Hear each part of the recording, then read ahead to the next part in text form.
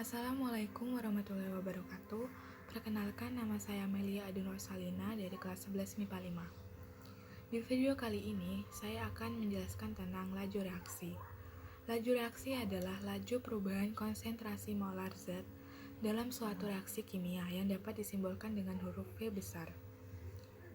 Laju reaksi ini dibedakan menjadi dua, yaitu laju reaksi lambat dan laju reaksi cepat. Kita harus ingat bahwa semakin cepat laju reaksi, maka semakin cepat suatu reaktan menjadi produk. Dan setiap reaksi memiliki laju reaksi yang berbeda-beda, tergantung zat yang bereaksi dan pengkondisiannya. Terjadinya laju reaksi terdapat pada laju reaksi kimia dan stokiometri. Dapat kita ingat bahwa perubahan konsentrasi pada reaktan dapat mengubah laju reaksi. Pada stokiometri, semua zat pada reaktan memiliki nilai negatif karena jumlah semakin berkurang, dan produk memiliki nilai positif karena jumlah semakin meningkat.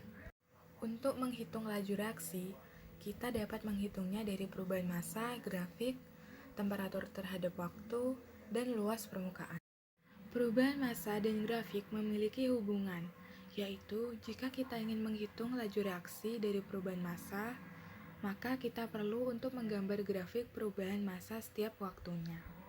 Untuk nilai laju reaksi pada grafik adalah nilai laju reaksi dapat dihitung dari kemiringan garis lurus pada titik tertentu. Jadi kita dapat menyimpulkan bahwa nilai laju reaksi setiap saat adalah tidak sama atau dapat dikatakan berbeda-beda. Untuk persamaan temperatur terhadap waktu dan laju reaksi, kecepatan reaksi juga dipengaruhi oleh temperatur.